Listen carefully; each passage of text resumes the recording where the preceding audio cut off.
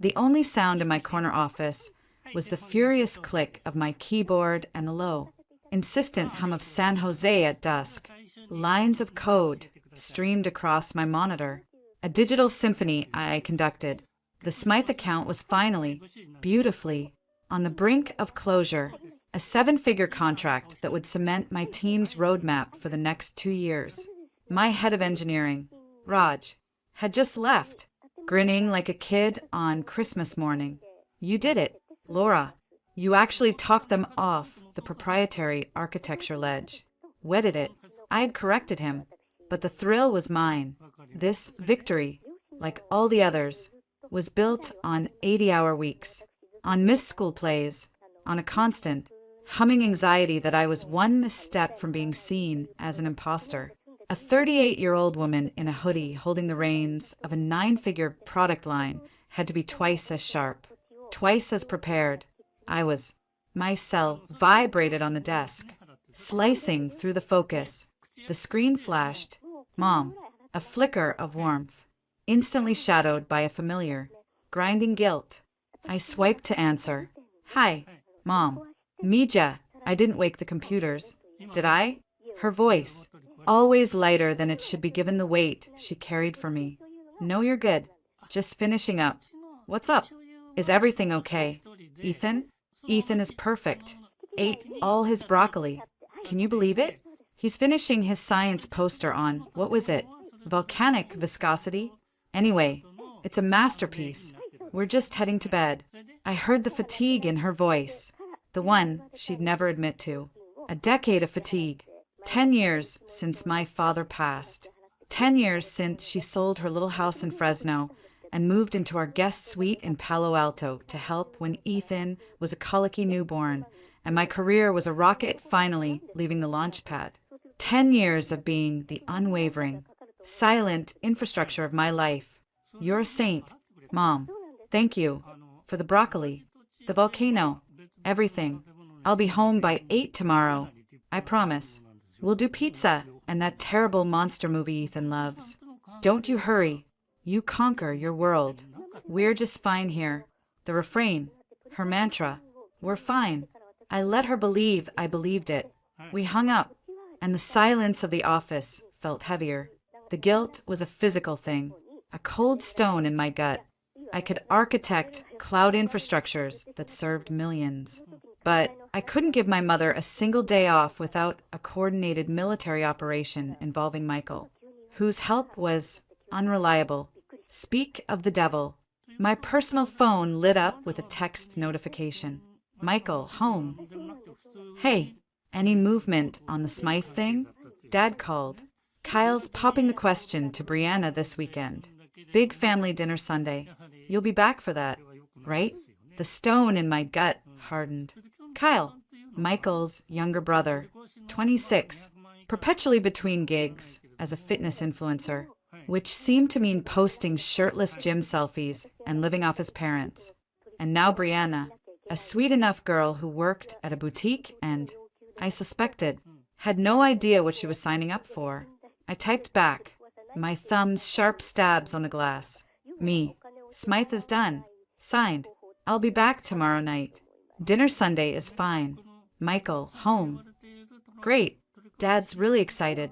Says it's about time Kyle settled down. We should talk about how we can help them get started. A warning bell, faint but persistent, chimed in the back of my mind. I chose to ignore it. I had a VC call in 5 minutes. The house in Palo Alto was quiet when I let myself in at 8:15 p.m. The scent of lemon polish and roasted chicken hanging in the air. My mother's doing. The entryway was spotless. Ethan's shoes lined up neatly. A drawing of a particularly angry-looking volcano taped to the mirror. Home. Mom. Ethan? In here. Mia. Her voice came from the great room. I found her on the sofa, a blanket over her legs, reading one of Ethan's fantasy novels. She looked small. She'd lost weight. Where's the scientist? Asleep. He waited for you, but his eyes gave out at 7:30. She smiled, but it didn't reach her eyes. Long day? The longest. Good, but long. I dropped my bag and laptop case, the weight of them thudding on the rug. You should be in bed, not waiting up for me. And miss my daughter, the tech titan returning from battle? Never. She patted the couch beside her. Sit. Tell me. I did, giving her the sanitized version, but the triumph. Not the 12 rounds of negotiation. The borderline sexist pushback from Smythe's CTO. The moment I'd almost thrown my water glass at the wall. She listened, nodding, her pride a tangible warmth in the room. Michael's key turned in the lock. He came in, shedding his Patagonia vest. His face lit up in a way it hadn't been for me in months. Laura, you're back. I saw the email from legal. Smythe is locked. That's amazing. Babe, he came over, planting a dry kiss on my cheek. The smell of craft beer and artisanal pizza clung to him. Celebratory drinks with the team ran long. Apparently, I said, my voice flat. How was your day? Good, good. Met with a promising new vendor. Really agile startup. He flopped into the armchair opposite us, running a hand through his hair. It was thinning, I noticed, with a detached clarity that I felt nothing about it. So, Sunday, my parents' place, 6 o'clock. Mom's doing a prime rib. Lovely, I said, the word automatic. Dad's over the moon about Kyle. Michael continued, his eyes on me, gauging. Says Brianna is a real catch. Good family. They're thinking a spring wedding. Napa, maybe. That's fast. I remarked. They've been dating, what, 8 months? When you know. Michael said, a little defensively. Anyway, with the wedding, the costs and then getting a place. The rental market is insane. Dad was wondering, now that you've landed Smythe. The warning bell was a clang now. I kept my face neutral. What was he wondering? Michael? My mother subtly picked up her book. A silent retreat. Well, we're family, right? Michael spread his hands. The picture of reasonable appeal. We're doing so well. The bonus from this Smythe deal must be substantial. And we have the Palo Alto house. The investments. Dad just thought maybe we could help the kids out. Alone. To get them started. Nothing crazy. The cold stone of guilt transformed into a hot spike of anger. I banked it. This was a conversation for behind closed doors, not in front of my exhausted mother. Michael, we've talked about this. We don't loan money to family. It's the quickest way to ruin relationships. We set that boundary after the incident with your cousin Alyssa and the can't-fail cupcake truck. My voice was calm. The one I used with junior devs who just pushed buggy code to production. Firm, but not unkind. He flushed. This is different. This is Kyle, my brother, and we will get them a wonderful, generous gift from their registry. We can even offer to cover the honeymoon flights. But alone? Or co-signing? No, that's the boundary. I stood up, my body aching. I'm going to check on Ethan. Michael's affable mask slipped. Just for a second, I saw the flicker of resentment. The irritation that his promising new vendor pitch hadn't garnered the same reaction as my multi-million-dollar deal. Always the CEO. Laura, he said, the laugh not quite reaching his eyes, even at the dinner table. I stopped at the doorway. It's how we afford the dinner table. Michael, I left him sitting there. Later, in the dark of our bedroom, he tried again. Come on, Laura, don't be rigid. It would mean so much to my parents. To me, I was brushing my teeth, staring at my own tired eyes in the mirror. It's not being rigid. It's being smart and fair. My success isn't a family bank account. Michael, we've built a life, a good one. That doesn't mean we underwrite every family member's life choices. It's not every family member. It's my brother. He was behind me now, his reflection hovering over my shoulder. Sometimes I think you don't get what family means. Your mom is here, living with us, and that's just fine. But my family asks for a little help, and it's a boundary. I put the toothbrush down with a sharp click. The comparison was so grotesque it stole my breath for a second. My mother, who had given up her entire life to raise my child, manage my home, to enable this life, compared to Kyle, a grown man who had never held a job for more than a year. I turned around, facing him directly. My mother is here because she provides a service we desperately needed, for which she has never been paid, and for which I will be grateful every day for the rest of my life. She is not alone. She is the reason you have hot meals and a clean house and a son who isn't being raised by aftercare programs. Do not ever, I said, my voice low and deadly quiet, make that comparison again. He took a step back. Hands up. Okay, Jesus. Fine. No loan. Forget I asked. He climbed into bed, his back to me. You're just tired. I didn't sleep. I lay there, staring at the ceiling. The numbers of the Smythe deal scrolling behind my eyes, morphing into a different set of numbers. A down payment, a mortgage, the secret I'd been carrying for a month, the one piece of pure, unadulterated joy in my life. The next afternoon, I told Michael I had a late product deep dive meeting. Instead, I drove the 15 minutes to Menlo Park. The complex was called the Viridian. It was quiet, beautifully landscaped, with a secured gate and a small, sparkling community pool. It smelled of jasmine and money. Not my Palo Alto money, but comfortable, secure money, the kind of place where nothing bad happened. My realtor, Chloe, a whip-smart woman in her 50s with a killer blonde bob, was waiting at the curb, 2 key fobs in her hand. She's going to lose her mind. Laura, she said, her smile genuine. That's the plan. My heart was hammering against my ribs. This was it. We took the elevator to the 2nd floor, Unit 214. Chloe handed me the fob. I touched it to the pad. A soft click. The door swung open to a flood of afternoon light. It was empty, pristine, gleaming hardwood floors, fresh paint in a soft, warm gray, a small but modern kitchen with quartz counters, a living room window that looked out onto a giant, ancient oak tree, 2 bedrooms, 2 bathrooms, a balcony just big enough for 2 chairs and a planter of herbs. It was perfect. It was hers. The warranty on all the appliances is transferred. HOA covers exterior, roof, pool, security. It's a tight, quiet community, mostly retired professors and some young tech couples. Chloe narrated, but I wasn't really listening.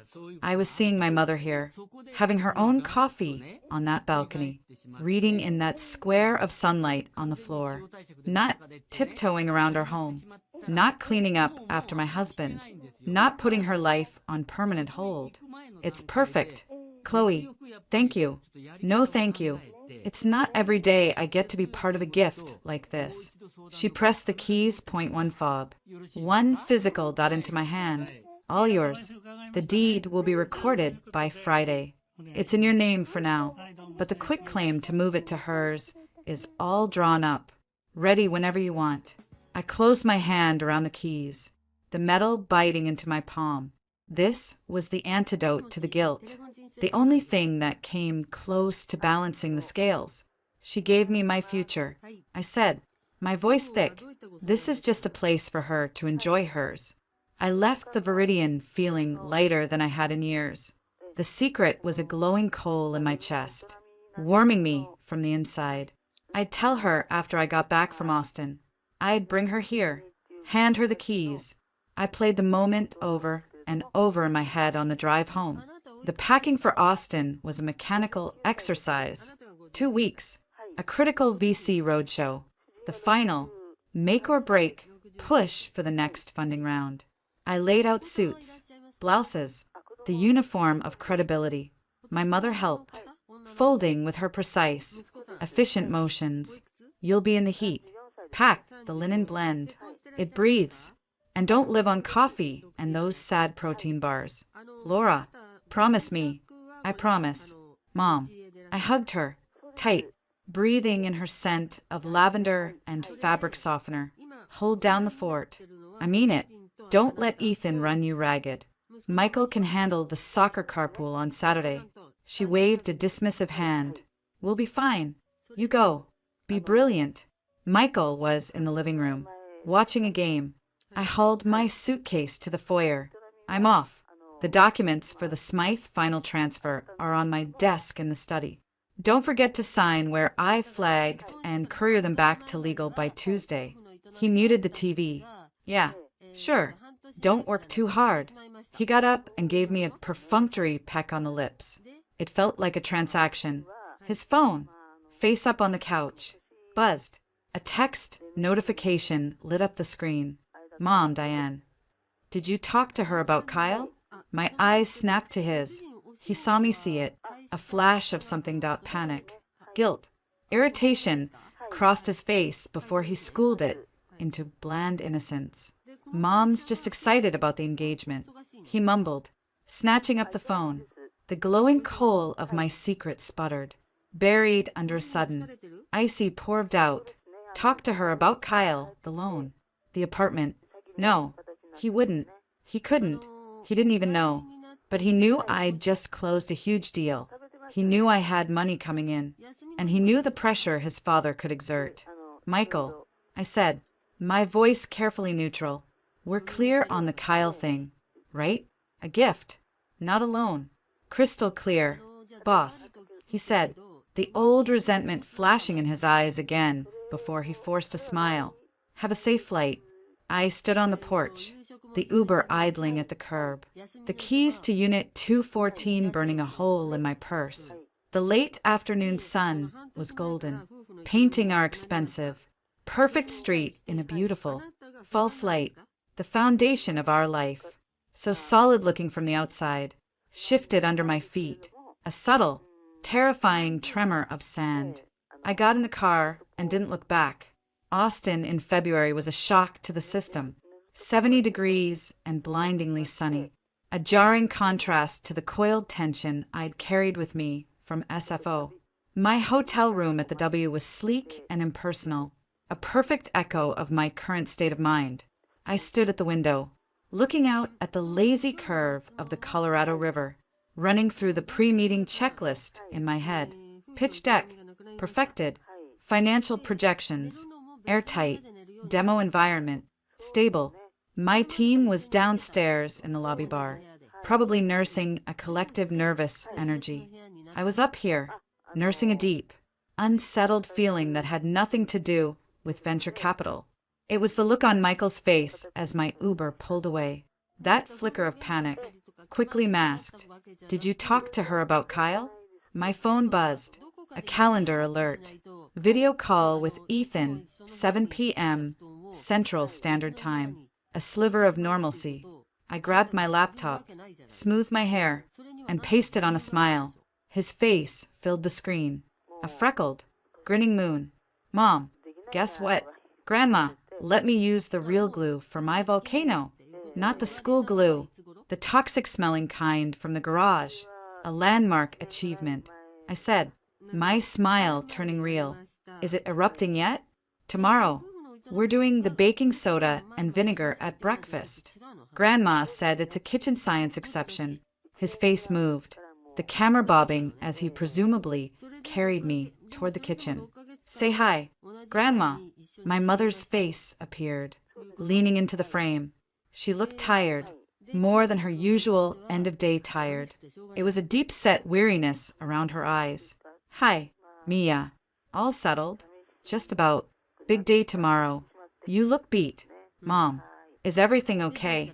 A fraction of a second's hesitation. A micro-expression, the tightening at the corner of her mouth. See, everything is fine. Just a busy day. Your mother-in-law stopped by for coffee this afternoon. It was nice. The stone of cold suspicion, which had lain dormant during my flight, stirred. Diane. For coffee. Diane didn't do coffee. Diane did orchestrated visits with agendas. Oh, that was unexpected. What did she want? Just to visit, Maria said. Too quickly. She shifted Ethan on her lap to talk about the engagement. She is very happy for Kyle. I'll bet. I muttered. then softened my voice. Did she stay long? A few hours. She brought a catalog.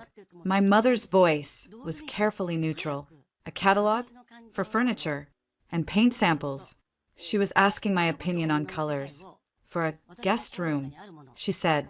Maria's eyes met mine through the screen, and in them, I saw a silent warning, a shared understanding. She knew something was off, but she couldn't voice it over a video call with a 10-year-old wriggling in her arms. A guest room. I repeated, my voice flat. How thoughtful of her to consult you. See, thoughtful. Maria's smile was thin. Ethan, tell your mom about the goal you almost scored at practice. The subject was closed. Ethan launched into a play-by-play, and I let his enthusiastic chatter wash over me. My mind racing.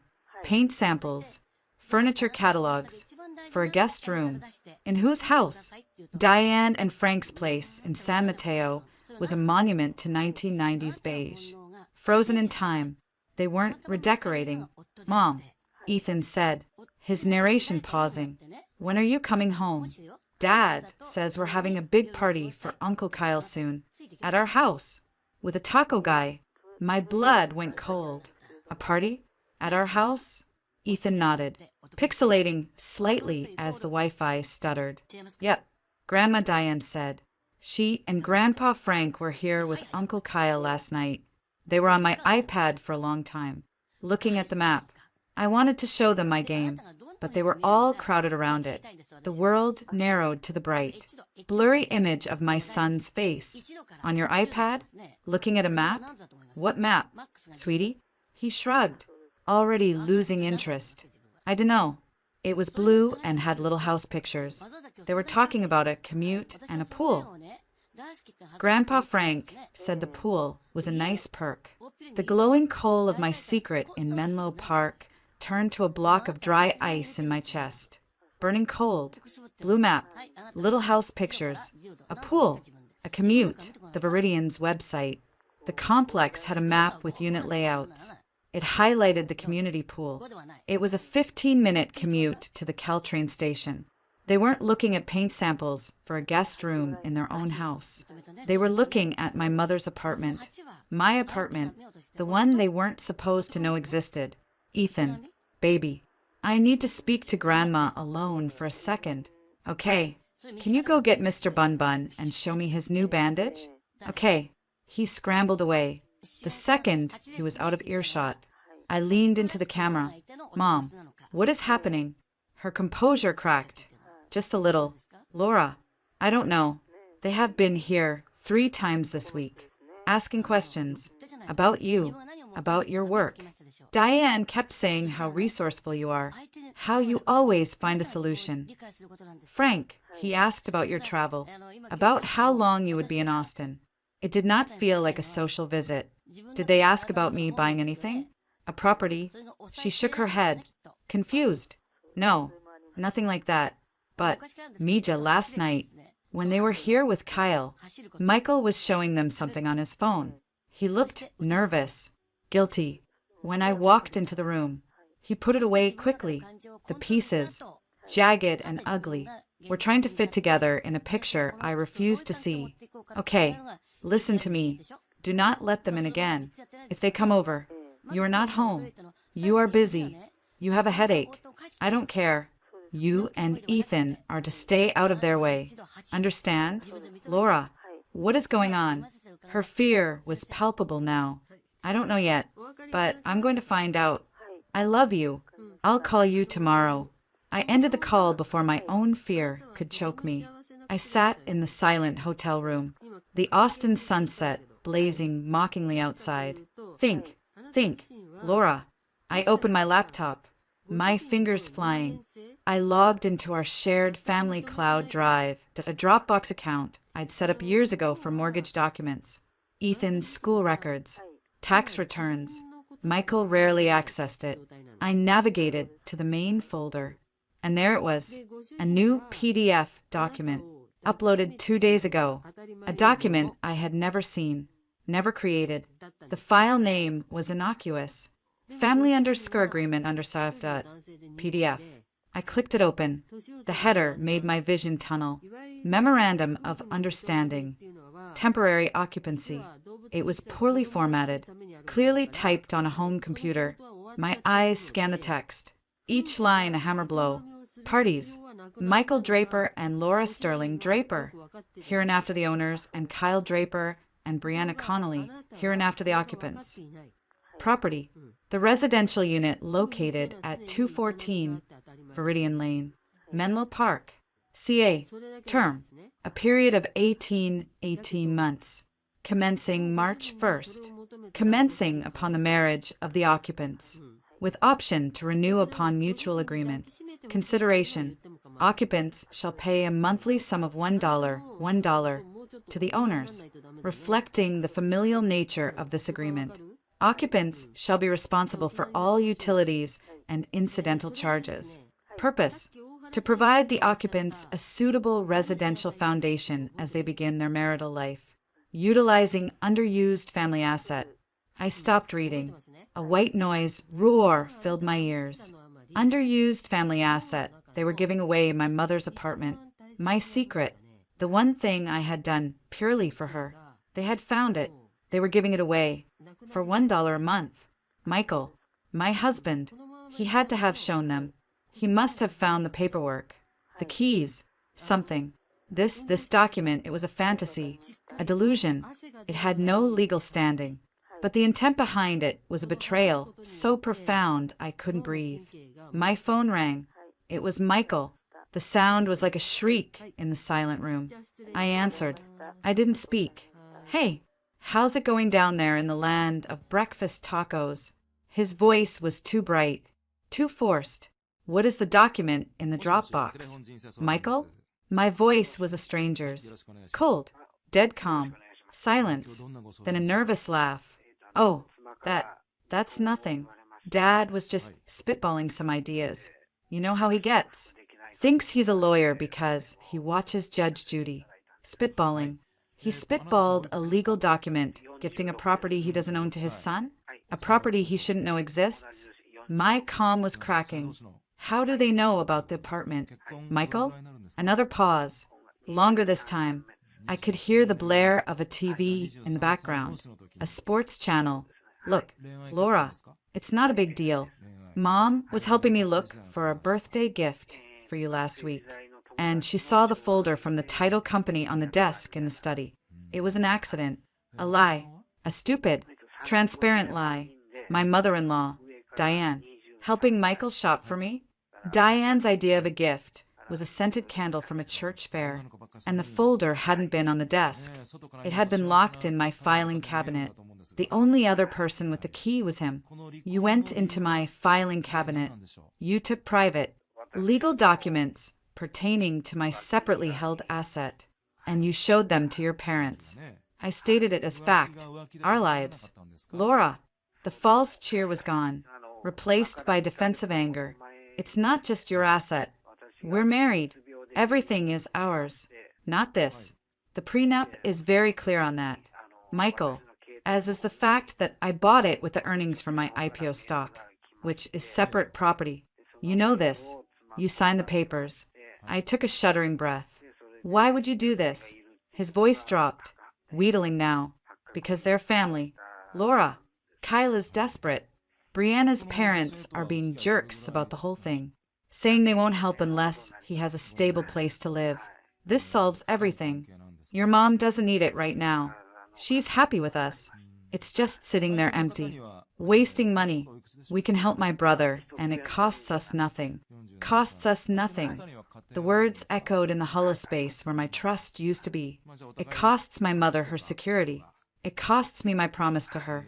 It costs us, Michael, our marriage, because I will never, ever allow this. Don't be so dramatic. He snapped, the wheedle gone, replaced by a petulant anger I knew well. It's temporary. 18 months.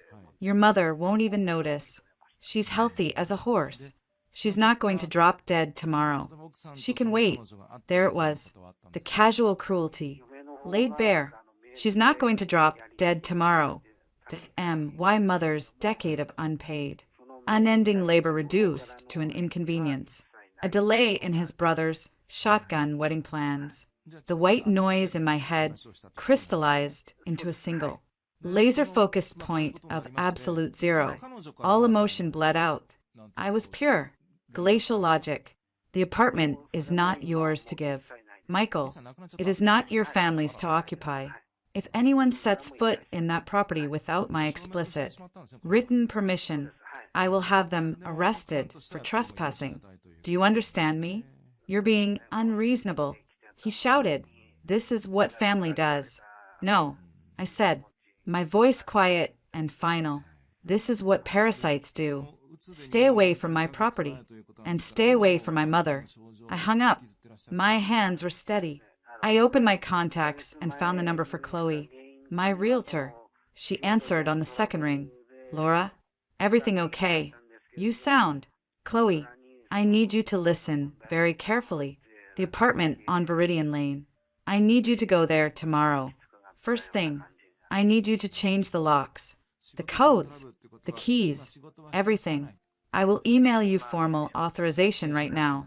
Then, I need you to go to the property management office and instruct them that under no circumstances is anyone named Draper, Michael, Frank, Diane, or Kyle to be allowed on the premises. They are not to be given keys, access codes, or information. They are to be treated as trespassers.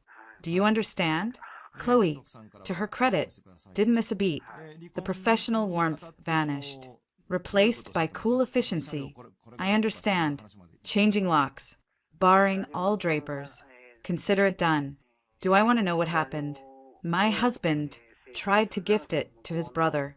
I said, the absurdity of it almost making me laugh. He drew up a contract. Chloe let out a low whistle. Jesus. Okay, on it. I'll send you the invoice for the locksmith and a confirmation once it's done. Do you want me to check if anyone's been inside? The thought made me nauseous. Yes, please. And Chloe, if anyone is there? Anyone at all. You call the police immediately. Do not engage. Just call the police. Got it. I hung up, my mind already racing to the next step, the legal step. I scrolled past my personal attorney, past the firm that handled my will. I went straight to the contact saved under a single initial, E. Eleanor Vance. Shark, divorce attorney to the Silicon Valley elite. We'd met at a charity gala 2 years ago. We'd gotten drunk on overpriced champagne, and she'd given me her card, her smile sharp. Every woman with a W-2 needs a good divorce lawyer on speed dial. Honey, just in case, think of it as insurance. I'd laughed it off. Now, I tapped her number. It went to voicemail. Of course. It was after 9 p.m. Eleanor, it's Laura Sterling. We met at the Children's Hospital Gala. You gave me your card. You said to call if I ever needed the insurance policy. Consider this a claim. My husband is attempting to fraudulently transfer a separate property asset to a family member. I am out of state. I need to secure my assets and begin the process of separation. Please call me first thing in the morning. It's urgent. I sent the email to Chloe, then sat in the darkening hotel room. The presentation for tomorrow was forgotten. The Smythe deal felt like a trivial game from another lifetime. My phone glowed in the dark. A new text from Michael. Michael, you're overreacting. We need to talk about this like adults when you get back. My parents are very upset. I didn't reply. I opened my airline app and booked the last red-eye back to San Francisco Airport. Leaving Austin at 10:45 p.m., I would make my pitch tomorrow at 9 a.m., and I would be on that plane by evening. The partnership could wait. This couldn't. The foundation wasn't just sand. It was gone, and I was standing in the rubble. Finally, terrifyingly awake. The war hadn't started yet, but I was now, without a doubt, on the battlefield. The red-eye from Austin to San Francisco Airport was a ghost flight. I sat in the first-class cabin, a glass of untouched club soda on the tray before me. The darkness outside the window absolute. My body was a tuned wire. humming with a cold, clean fury that left no room for fatigue. My pitch that morning had been a masterclass in autopilot. I'd spoken, answered questions, smiled, all while a separate partition of my brain ran the logistics of demolition. The Smythe partnership was secured. Their term sheet was already in my inbox. It felt meaningless. Eleanor Vance had called me back at 7:01 a.m. Austin time. Her voice was like gravel wrapped in silk. "Laura, got your message. Start from the beginning. Omit nothing." I told her everything, standing in a sterile hotel hallway, my voice low and steady. The apartment, the loan agreement, Michael's words. "She's not going to drop dead tomorrow." There was a beat of silence on the line. "Okay," Eleanor said, and I could almost hear the sharpening of knives. "Here's what we do. Right now, you're recording this call. I assume I am. Good. Do not delete it. That's evidence of his intent to dissipate marital assets, or rather, his attempt to dissipate your separate property, which is even more stupid. It shows intent and financial naivete. We'll use it. Your realtor changed the locks? She's doing it this morning. Tell her to also install a security camera at the door, a cheap, visible one. I'll text you a model. Have her buy it and expense it to me. We want a deterrent, and we want evidence if they try to force entry. Now, the most important thing, you cannot engage in a physical altercation. Do you understand? You are a woman, alone. If you walk into that apartment and they are there, you call 911 immediately. You report a trespass in progress. You do not argue. You do not threaten. You let the Menlo Park PD handle it. Your only words to Michael or his family are, "You are trespassing. Leave now, or I will have you arrested." Repeat that back to me. "You are trespassing. Leave now, or I will have you arrested." The words felt foreign, dramatic. Good. Then you call me. I've already drafted a cease and desist letter to be delivered to Michael at his office and to his parents at their home. I'm also preparing an emergency ex parte motion for a temporary restraining order. We'll file it the minute you have a police report number. Do you have a place to stay other than your marital home? A hotel, with my mother and son. Perfect. Do not go back to that house until we have legal separation papers filed and you have a police escort to retrieve your essential belongings. This man has demonstrated a fundamental disregard for your property and your familial bonds. We must assume he is capable of worse. Are you clear? I'm clear. I was. The path was narrow, lit with fluorescent legal certainty, and it led away from the life I knew. Then go to war, Laura, and win. The plane landed in a gloomy, pre-dawn San Francisco. I didn't go home. I went straight to a bland, business-class hotel near the airport, checked in under my own name, and showered. I put on a uniform of power, a simple black knit dress, boots, a trench coat, armor. I checked my phone. A text from Chloe, sent an hour ago. Locks changed. Camera installed and live. All management notified. No signs of forced entry yet. Be careful. Another text. From Michael. Sent last night. We need to talk.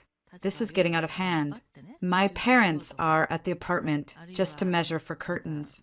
It's a gesture. You're being paranoid. Measure for curtains. The casual entitlement of it stole my breath. I didn't reply. I ordered an Uber Black to Menlo Park. The ride was silent. My phone buzzed again. It was my mother. Mija, where are you? Ethan is asking for you. He said you were coming home today. Her voice was thick with sleep and worry. Change of plans. Mom, I need you to do something for me. A big favor. Anything. Pack a bag for you and Ethan. Enough for a week. Don't tell Michael. Say you're going to the park or to the library. Then take an Uber to the Claremont Hotel in Berkeley. I've booked a suite under your name. I'll text you the confirmation. Stay there. Order room service. Watch movies. Do not answer the door for anyone but me. Do not tell Michael where you are. Laura, her voice was a whisper. What has happened? I'll explain everything soon. I promise. But for now, I need you and Ethan safe and away from that house. Please, Mom, trust me. A long pause. Then, the sound of her strength. Steely and resolute. I am packing now. We will be safe. You be safe too. Mia. I will. I arrived at the Viridian at 10:15 a.m. The sky was a flat, oppressive gray. The complex was quiet. Mid-morning, I saw the new, small camera mounted by the door of Unit 214. A tiny red light glowed. Good. My new key fob felt heavy in my hand. For a moment, I hesitated. This was the point of no return. Walking through this door, knowing what might be on the other side would change everything. I thought of my mother's tired eyes, of Ethan's trusting face, of Michael's voice. She can wait. I touched the fob to the reader. The familiar soft click. I pushed the door open. The scene inside was so bizarre, so grotesquely domestic, that for a second my brain refused to process it.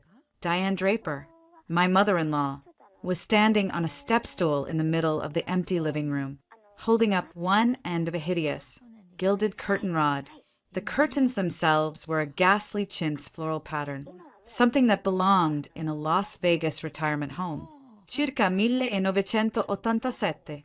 Frank Draper, my father-in-law, was on his knees, wrestling with a power drill, attempting to mount a bracket into the pristine drywall. Drywall it had paid for, and in the far corner, by the sliding glass door to the balcony, were Kyle and a young, blonde woman I presumed was Brianna. They were holding hands, looking out at the view, pointing, as if they were picking out furniture. The room smelled of new paint and their cheap drugstore perfume. They all froze. A grotesque tableau. Diane saw me first. Her face, initially startled, broke into a wide, plastic smile. Laura, surprise. We're helping the kids get settled. Michael said it was all arranged. We wanted it to be a nice welcome for them. My eyes swept the room. A rolled-up rug leaned against the wall. A stack of paint swatches, beiges, and Greg's sat on the floor. A small, ugly ceramic vase shaped like a rooster sat on the kitchen counter. Settled. My voice, when it came, didn't sound like my own. It was flat, devoid of all emotion, all pitch. It was the voice I used to fire underperforming VPs. Where is Michael? Frank stood up, dusting his knees, his face a mask of paternal authority. He's on his way with the other curtain rod. Had to stop for the right screws. Laura, this is quite a place you've got here. A little small, but it'll do for the kids to start out. Brianna turned, a shy smile on her face. Hi, Laura. It's so nice to finally meet you properly. Thank you so much. This is just incredible. We're so grateful. She nudged Kyle, who was staring at me with the vaguely confused look of a golden retriever. Yeah, thanks. Laura, really saves our butts. Kyle grinned. I didn't look at them. I kept my eyes on Frank and Diane. Get out. Diane's smile faltered. Oh, honey, don't be like that. We're just getting a head start. Michael explained everything. The temporary arrangement. It's so generous of you both. There is no arrangement. I said, each word a chip of ice. You are trespassing in my home. Get out now. Frank's face darkened. Now you listen here. Young lady, there's no need for that tone. Michael is handling this. It's a family matter. We're all family here. That's when Michael burst through the open door, breathless, carrying a long, thin box from a hardware store. He took in the scene. Me, standing rigid just inside the doorway, his parents, caught in the act, his brother and future sister-in-law, looking nervously between us. Laura, honey, I can explain. He set the box down, his hands up in a placating gesture. The honey was like a slap. I reached into my bag, never taking my eyes off him. I pulled out the printed PDF, the one I had discovered in the cloud. I held it up, then let it fall.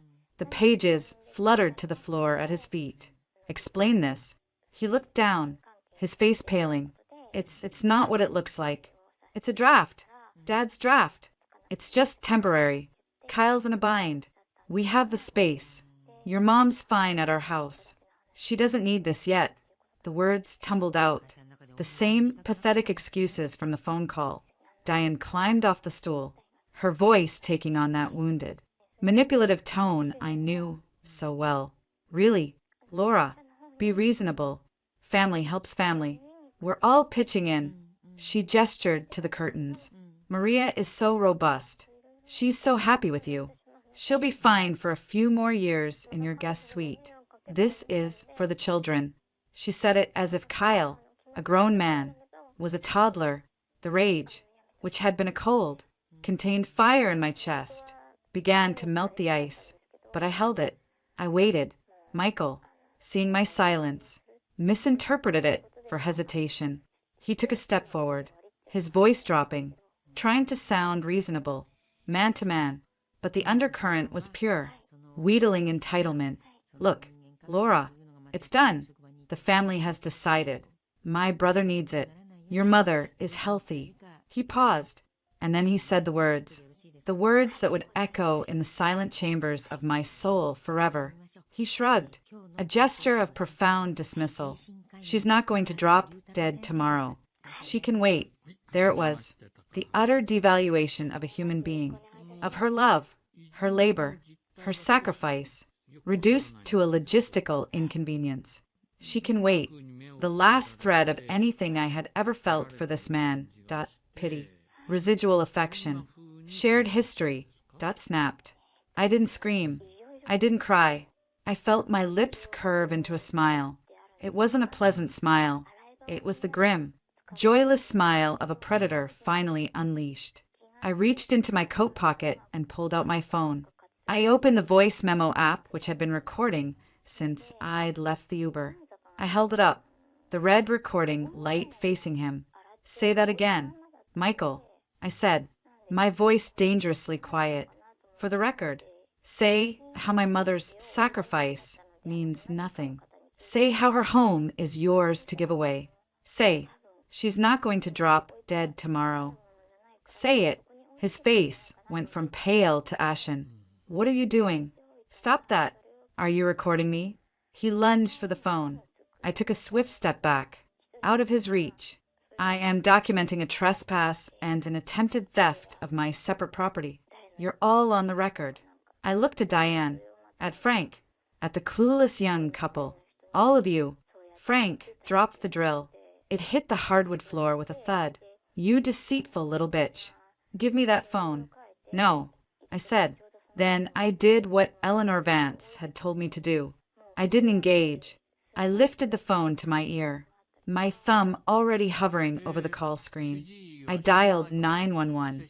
The sound of the dial tone in the quiet apartment was deafening. What are you doing? Diane shrieked. I am calling the police, I said, my voice now clear, loud, and perfectly calm for the dispatcher about to answer, to report a burglary and unlawful occupation of my private property. The 911 operator picked up. 911, what's your emergency? Yes. Hello. I am at 214 Viridian Lane, Menlo Park, Unit 214. I am the owner of the property. I have just arrived to find 4 individuals inside my home who are not tenants, who have no lease, and who have no permission to be here. They are trespassing. One of them is my husband, who appears to have provided them with unauthorized access. I am here alone, and I am feeling threatened. I would like them removed immediately. I gave the operator my name. I confirmed the address. I could hear Frank bellowing in the background. She's my daughter-in-law. This is a family misunderstanding. Michael stood frozen, his mouth agape, his eyes wide with horror. He was seeing it. The social embarrassment, the police report, the end of the carefully curated image he presented to the world, the successful tech wife, the beautiful home, the perfect life. It was evaporating before his eyes, and it was his fault. The operator told me officers were on their way and to stay on the line. Diane was crying now, ugly, gasping sobs. You're destroying this family.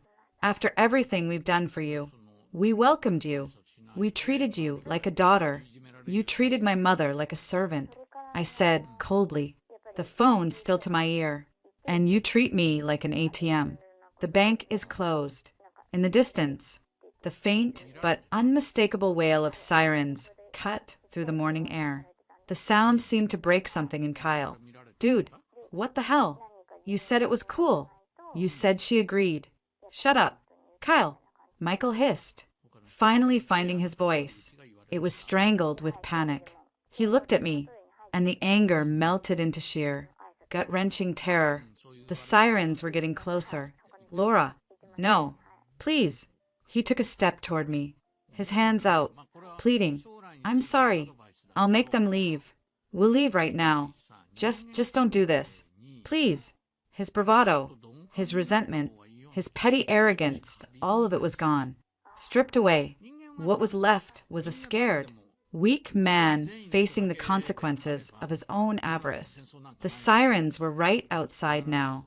Red and blue lights flashed through the bare windows, painting the ugly curtains in surreal shades. And then Michael Draper did the one thing I could never have imagined. The final, humiliating act of surrender. His legs seemed to give out, not in a faint, but in a deliberate, desperate collapse. He fell forward, landing hard on his knees on the bare hardwood floor. He didn't just kneel, he groveled. He clasped his hands together as if in prayer, his face a mask of abject terror. Laura, please, I'm begging you. Think of Ethan. Think of us. What will people say? My job, please. For God's sake, don't do this to me. I'm your husband.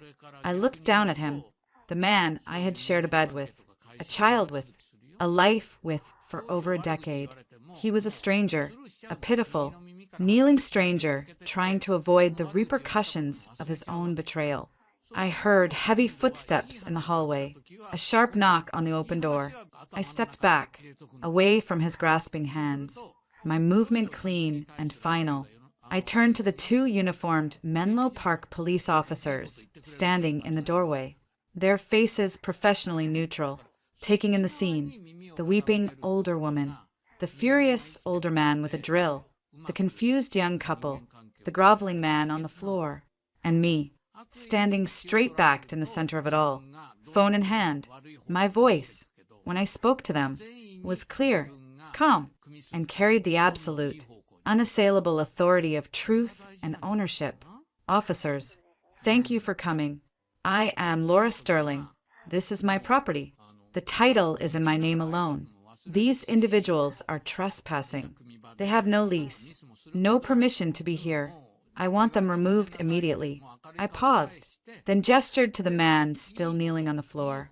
And this man, I said, the words falling like stones, is no longer welcome here either. I watched as the officers moved into the room, as Frank blustered, as Diane wailed, as Kyle stammered explanations that went nowhere. I watched as a young officer, gently, firmly, took Michael by the elbow and helped him to his feet. Michael's eyes met mine as he was let out. They were empty, shattered. I didn't feel a thing. The war was over. I had won the first, decisive battle, and I hadn't fired a single shot they could see. I had simply called the authorities on the invaders in my home. As the last of them, Diane, still sobbing about her poor boy, was escorted out. One of the officers, a seasoned-looking woman, handed me a card. The report number is on the back. Ma'am, you might want to consider a restraining order, given the familial relationship. The man who was kneeling, your husband, soon-to-be ex-husband. I said, the words feeling true and right as I said them. She gave a small, understanding nod. Change those locks. Already done. I said. I closed the door on the empty, violated space. The ugly curtain rod lay on the floor. The rooster vase smirked from the counter. I walked to it, picked it up, and without ceremony, dropped it into the empty metal trash can by the door. The ceramic shattered with a profoundly satisfying crash. Then I took out my phone. I opened the contact for Eleanor Vance. I texted 2 words. It's done. The Claremont Hotel suite felt like a spaceship hovering above the wreckage of my old life. Plush, quiet, and disconnected. Ethan was asleep in the bedroom, exhausted from the chaos I distilled into a simple, awful truth. Dad and I are having some big problems. We can't live together right now. The why would come later, in pieces he could digest. My mother, Maria, sat across from me on the sofa, her hands clasped tightly in her lap. The police had taken our statements at the apartment. She'd listened, her face a mask of quiet fury, as I explained about the document, the trespass, Michael's words. I knew that man had a weak spine. She said now, her voice low and vibrating with anger I'd rarely heard. I saw how he watched them, his parents, like a puppy waiting for a scrap. But this to try and give away your gift, Mija. She shook her head, tears of rage, not sorrow, in her eyes. I am so sorry. My presence in your home caused this. No, I knelt before her, taking her hands. They were cold. Your presence is the only thing that made that home work. This is about his greed, his family's sickness. Not you. Never you. I took a deep breath. We're not going back. Not to that house. Not with him. I've already spoken to my lawyer, Eleanor Vance. Maria said, the name sounding strange in her accent. She is good? She's a shark. And she's on our side. My phone buzzed. A text from Eleanor herself, in the lobby, sending up a key for the conference room next to your suite. We need to talk. Now, Eleanor Vance didn't so much enter the small conference room as occupy it. She was in her 50s, with a razor-sharp bob of silver blonde hair and a suit that probably cost more than my first car. She placed a leather folio on the table with a definitive thud. First, she said, without preamble, the police report is golden. Trespassing, attempted unlawful occupation. It establishes a pattern of harassment and a threat to your separate property. Your recording of him saying she's not going to drop dead is the emotional sledgehammer. A judge will hate him for it. Second, the temporary restraining order is filed. He cannot come within 300 yards of you, your mother, your son, or the Menlo Park property. He's been served at his office. I let out a breath I didn't know I was holding. And the house? The Palo Alto house is a marital asset. But given the income disparity and your prenup, his claim is relatively small. His little stunt with the apartment, the judge will see that as fraud and a deliberate attempt to dissipate what he thought was a marital asset. It makes him look stupid, greedy, and untrustworthy. We're asking for exclusive use of the residence, pending the divorce. Given that you're the primary caregiver to your mother's role is crucial here, Dut, and he's demonstrated instability. We'll likely get it. Primary caregiver? A bitter laugh escaped me. I travel constantly, and your mother provides the care. The court recognizes that. It's a stable, loving environment you provide. He, on the other hand, is currently living in his parents' guest room in San Mateo, having been kicked out of his marital home for trying to give it away. She allowed herself a thin smile. It's not a good look. Now, let's talk about the onslaught. Onslaught? He's going to try to get to you. He'll plead. He'll threaten. He'll use your son. His family will mobilize. You need to be a black hole. Nothing goes in. Nothing comes out. All communication goes through me. Do you understand? I nodded, as if on cue. My personal phone lit up on the table. A stream of texts from Michael. Michael, Laura, you can't do this. This is an overreaction. We can fix this. Michael, think of Ethan. You're tearing this family apart. Michael, my lawyer says you're being vindictive. The prenup might not hold if you were hiding assets. Michael, answer me. Eleanor glanced at the screen. Ah, right on schedule. You're hysterical. Think of the children. And my lawyer says trifecta. Classic. She pushed a card toward me. This is a number for a dedicated, secure messaging service. Give it to your mother, your nanny, your doorman. All communication regarding the divorce or any related matter gets forwarded there. To my team, you block his number and his family's numbers. I've already blocked his parents. Good, but he'll find other channels. Email, social media. He might use a friend's phone. The moment he contacts you, you forward it to me and do not respond. You are a stone. I picked up the phone, my finger hovering over the block button for Michael's number. It felt final, more final than the police, more final than the TRO. This was the digital severing. I tapped it. The messages disappeared. Okay, I said, I'm a stone. The siege began within hours. My work email, which Michael shouldn't have had access to, but somehow did, got a long, rambling message from Frank Draper, sent from a generic Gmail account. Laura, Diane is heartbroken. We considered you a daughter. This is not how family resolves disagreements. Michael made a mistake, but your response is cruel and out of proportion. We demand you sit down with us, like adults, and fix this. Kyle's wedding is in jeopardy. Think of the pain you're causing. We will not be ignored. I forwarded it to Eleanor. Her reply was instantaneous. Cease and desist letter being delivered to their home today. Next contact will be reported as a violation of the TRO. They'll stop. Then came the call to Maria's old cell phone, a number she rarely used. Diane, sobbing. Maria, please, you have to talk to her. She's destroying our family. My boy is devastated. Can't you make her see reason? We're the grandparents. We have rights. My mother, to her eternal credit, listened quietly for a moment, then said in a voice of steel I'd never heard her use before, Diane, your son tried to steal my daughter's gift to me. He spoke of me as if I were a piece of furniture. You have no rights here. Do not call this number again. She hung up and blocked the number. The most brutal skirmish happened in the parking lot of Whole Foods 3 days later. I had taken Ethan for a treat, a moment of normalcy. We were loading bags into the trunk of my rental SUV when a familiar sedan screeched into the space next to us. Michael and his parents spilled out. Diane's face was blotchy. Frank's was purple with rage. Michael looked haunted, unshaven. Laura, we need to talk. Michael took a step forward. I immediately put myself between them and Ethan, who was peering from the passenger seat. You are in violation of a restraining order. Michael, you need to leave.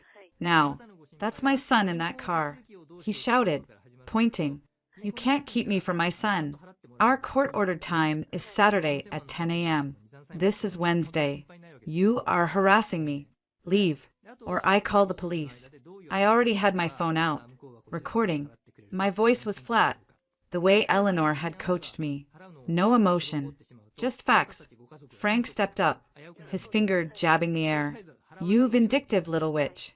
After all we've done for you, we welcomed you. We treated you like one of our own. You treated me like an ATM.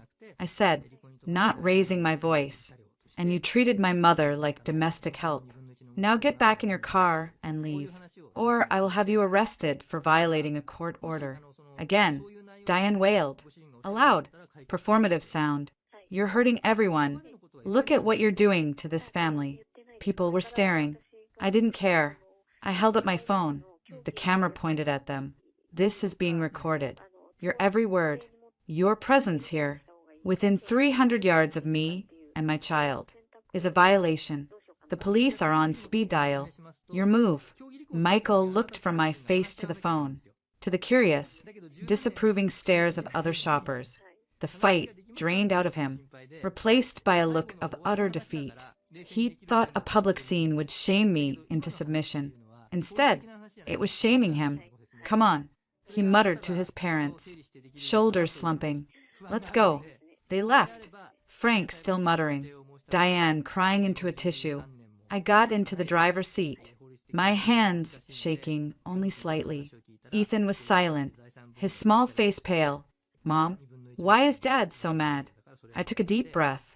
Dad is upset because he did something very wrong, and he's facing consequences. It's not your fault. None of this is your fault. My job is to protect you, and me, and Grandma. That's what I'm doing. He was quiet for a minute, then said, Grandma Maria makes better pancakes anyway. A laugh, sharp and surprised, burst out of me.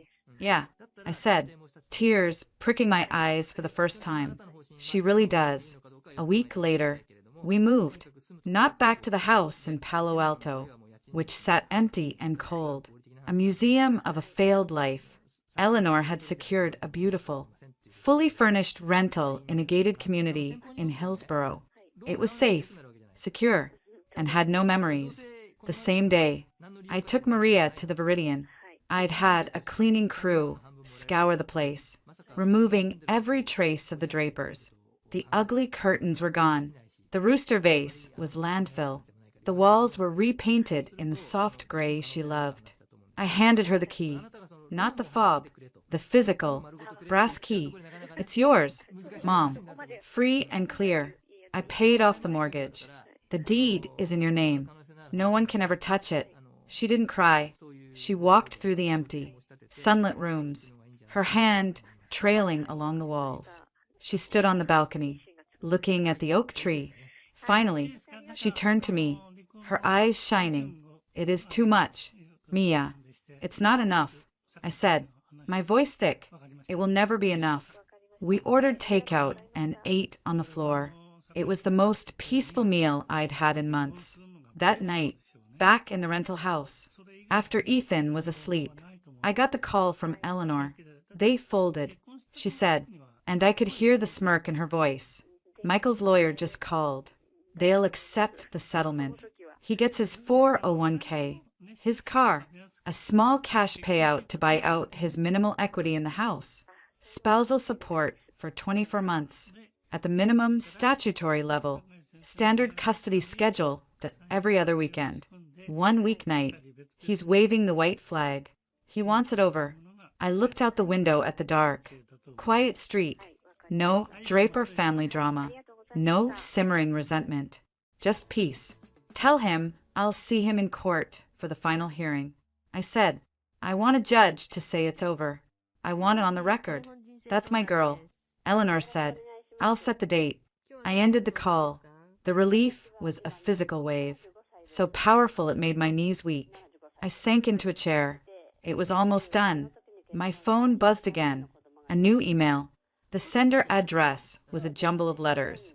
The subject line was one word, bitch. I didn't open it.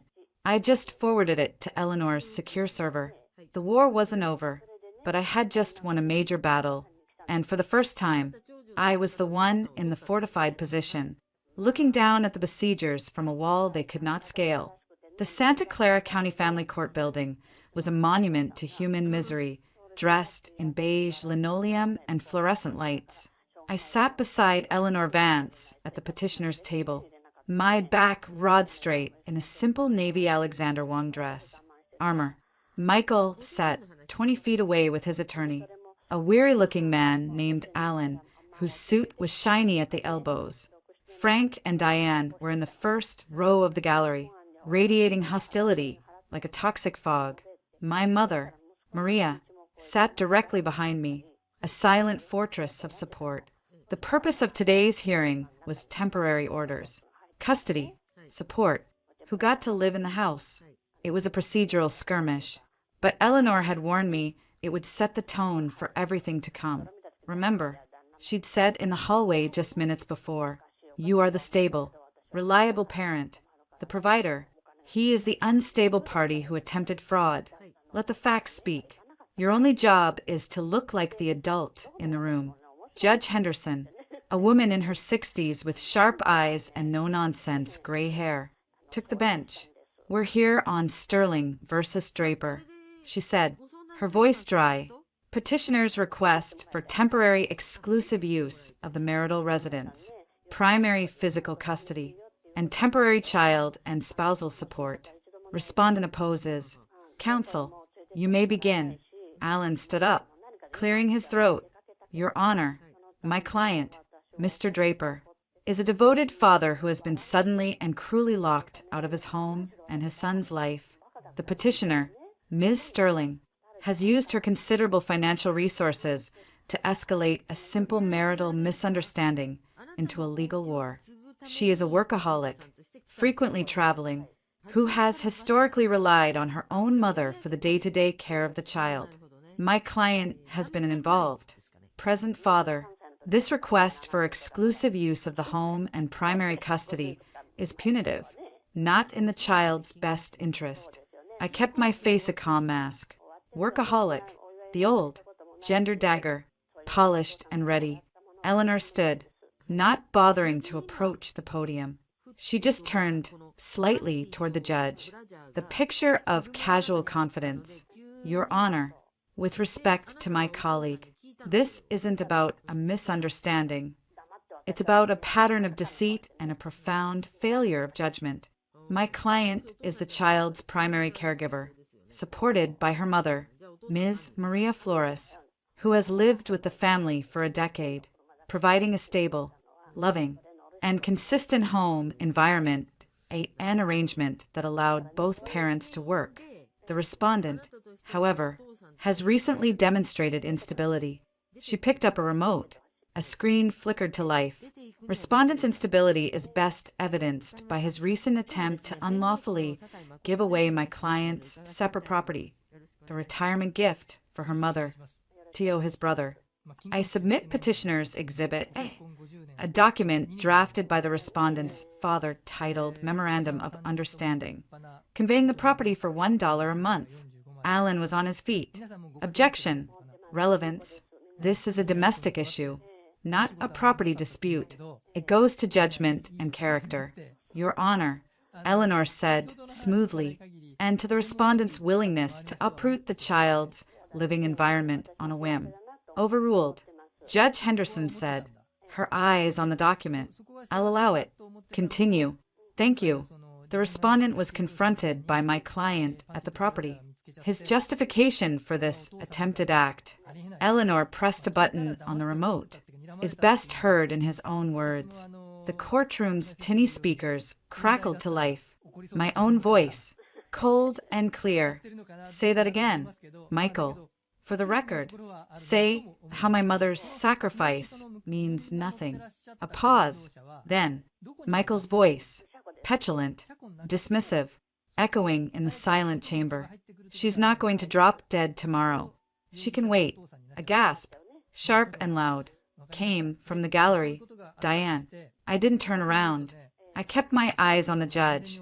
Judge Henderson's lips pressed into a thin, white line. Her eyes flicked to Michael, who had shrunk in his chair, his face in his hands.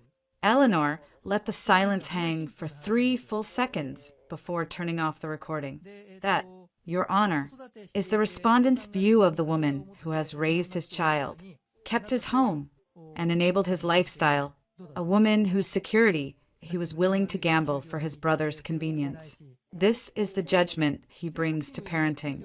Meanwhile, my client has just secured a major partnership for her company, ensuring continued financial stability. She seeks only to maintain the primary, stable home her son has always known, free from the chaotic influence of a parent who views familial sacrifice with such breathtaking contempt. Alan tried to recover. Your Honor, a private conversation, taken out of context. The context, Judge Henderson interrupted, her voice like ice, is that he was attempting to dispose of property that wasn't his to dispose of, and he justified it by callously dismissing the well-being of the child's primary caretaker. I've heard enough. She adjusted her glasses. Temporary orders are as follows. Petitioner is granted exclusive use of the marital residence in Palo Alto. Respondent shall have parenting time every other weekend from Friday at 6 p.m. to Sunday at 6 p.m. and one Wednesday overnight. Given the petitioner's role as primary breadwinner and the respondent's recent demonstration of impaired judgment, temporary child support is set at the minimum guideline. Spousal support is awarded to respondent for 24 months, also at the minimum statutory level. Given the short duration of the marriage, where the income disparity existed, and the petitioner's clear evidence of the respondent's separate financial misconduct, she slammed her gavel. Next case. It was over in 15 minutes. As we stood, I finally glanced back. Michael looked gutted. Frank was glaring. Diane was weeping silently into a handkerchief. Their fantasy of a drawn-out battle where they could paint me as a hysterical bitch had just evaporated. The law and basic human decency were not on their side. Eleanor squeezed my arm. Told you, a sledgehammer. Now, let's get you and your family back into your house. The victory in court was a catalyst. Back at the office, the Smythe win had morphed into a promotion. The CEO, a pragmatic man named David, called me into his corner office with the view I coveted. Laura, what you pulled off with Smythe in the middle of, well, everything, it's remarkable. We're creating a new VP of product development role.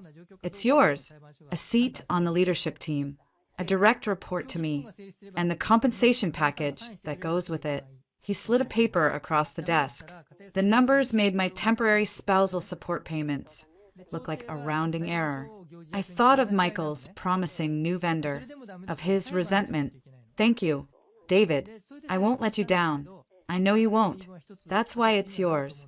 The first thing I did with the signing bonus was not buy a car or a watch. I logged into the mortgage portal for the Viridian apartment.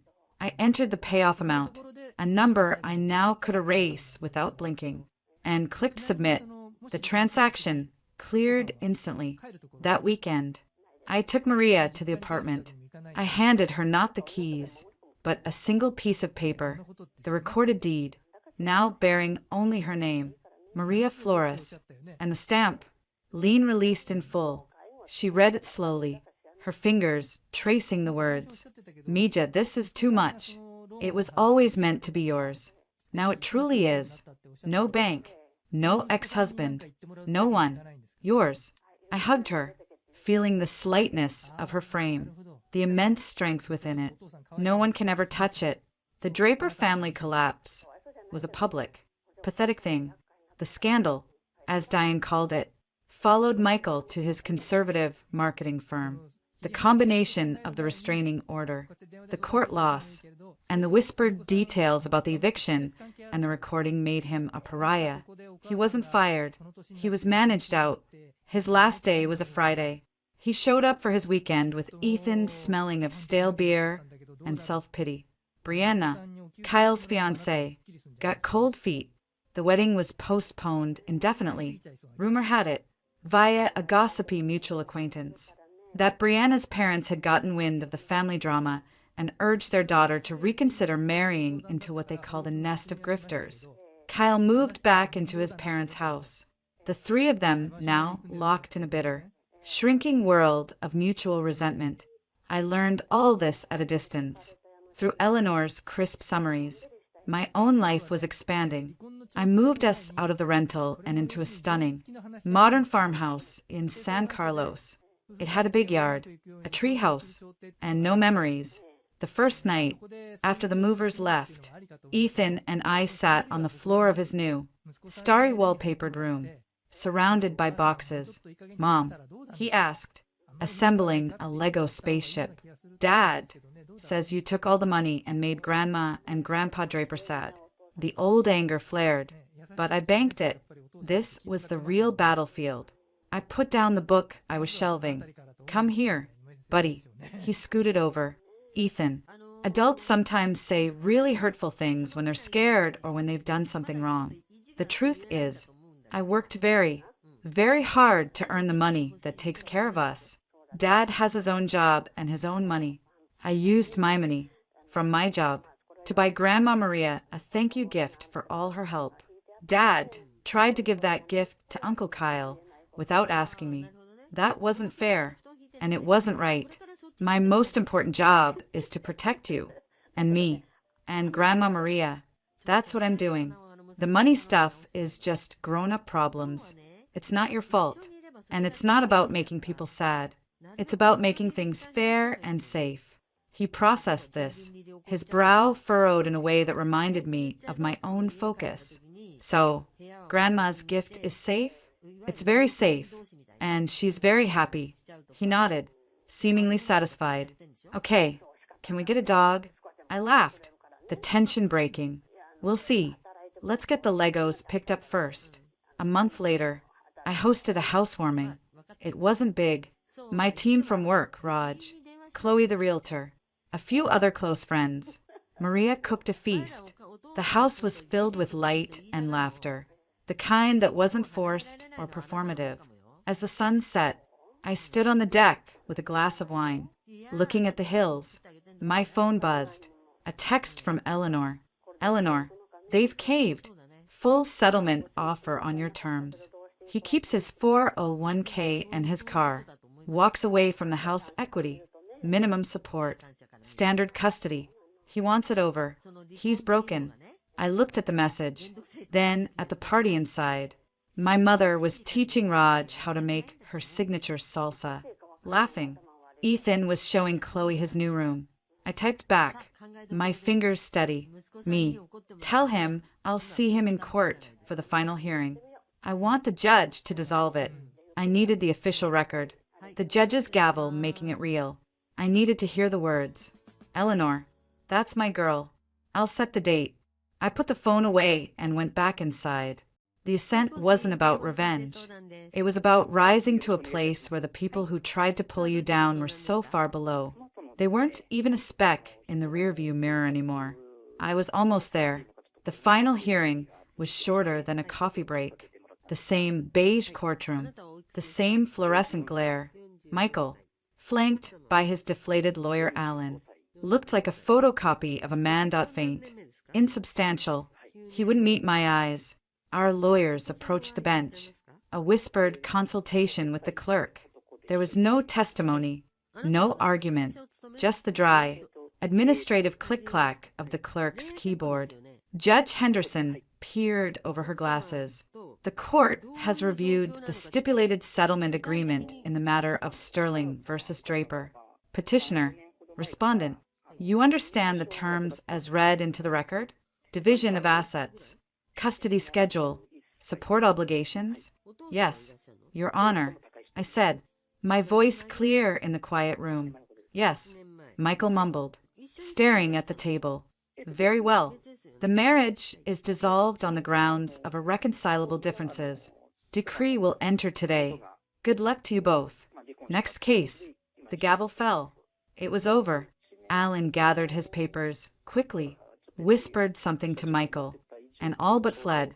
Michael stood, hesitated for a moment as if he might say something. I turned, giving him my profile, a clean, silent wall. I saw his shoulders slump. Then he walked out, a ghost exiting stage left. I felt nothing. No triumph, no sorrow, just a vast, empty space where a 10-year mistake had been. Now cleared and ready for new construction. Eleanor touched my arm. It's done. He's a line item on your tax return for 2 more years. And then he's nothing. You're free. Thank you. Eleanor, don't thank me. You did the hard part. You walked in here with the evidence and the spine. I just filed the paperwork. She gave me a rare, genuine smile. Go build your empire. Laura, the launch party for Vow Tech wasn't in a sterile conference room. I'd rented the entire glass-box top floor of a Soma gallery. The lights of San Francisco glittered like a spilled circuit board below. The room hummed with a different energy than my old corporate events. More women, more diverse faces, a buzz of tangible excitement. These were founders, engineers, investors, but also community organizers, financial advisors, journalists, my people. I stood at the edge of the crowd, watching. My mother, Maria, was holding court by the canapes, glowing in a simple emerald green dress. She was telling a rapt group of young engineers about immigrating with 2 suitcases and a nursing degree, about saving her first $1,000. It is not just the number. She was saying, it is the floor beneath your feet, the thing no one can take. My daughter, she said, catching my eye across the room, her own shining with pride. She is building floors for all of you. My co-founder, Serena, a brilliant, fierce former VC I'd poached, sidled up to me, clutching a champagne flute. The TechCrunch piece is live. They're calling us the most compelling fiduciary fintech to emerge from the Valley's wife and mother factory. I'll take it. I smiled. The wife and mother factory. I guess that's us. Damn right it is. We're operationalizing the lessons they learned the hard way. Now, get ready. It's time. She moved to the small stage, tapping the mic. The crowd quieted. Thank you all for coming. We're here tonight to celebrate more than a new app or a new funding round. We're here to launch a new standard. My co-founder, Laura Sterling, will tell you what that means. The applause was warm, expectant. I walked to the podium, the city lights framing me. I didn't need notes. They say in Silicon Valley you need a killer idea. I began, my voice calm, carrying. My first killer idea was believing I could make it here. I got the degree. I put in the brutal hours. I learned to code, to lead, to pitch. I checked every box. I paused, letting the room lean in. My second killer idea was a quieter one. It was believing the people who told me my success wasn't really mine, that it was a shared resource for anyone with a claim on my life, that my ambition was selfish, but their entitlement was family values. A murmur of recognition rippled through the room. I learned the difference between those who help you build your foundation. I continued, and those who just want to move into the penthouse and complain about the view. A laugh, sharp and knowing. Vow, tech isn't about getting rich quick. It's about getting secure. For good. It's about building that unshakable floor my mother talked about.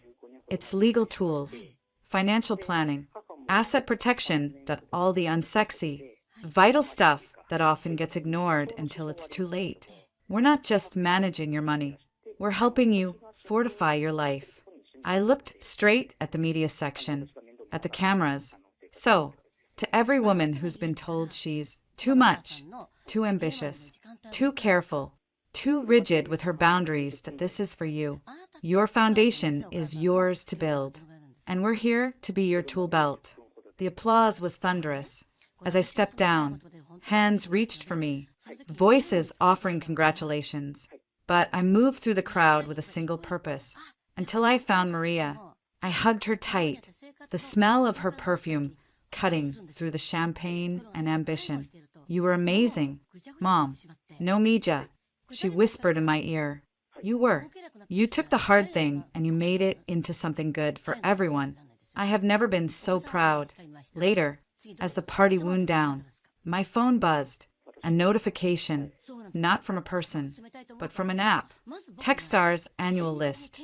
I opened it, scrolling. There, nestled among the usual hype, was a headline. Vow Tech named one of the most promising startups to watch. I showed it to Serena. She grinned. Told you. I smiled. Read the headline once more. And then I did something I hadn't been able to do in over a year. I put the phone on silent, and I left it on a cocktail table. The only sound I wanted to hear was the wind outside, the fading laughter of my friends, and the deep, contented beat of my own free heart. Back in the house in San Carlos, the silence was a warm blanket. Ethan was already in bed, a fortress of stuffed animals. I sat on the edge of his mattress, smoothing his hair. Mom, his voice was sleepy. Was your party for your new company? It was. Is it a good company? I think it will be. It helps people. He was quiet for a long minute, his eyes serious in the dim night light.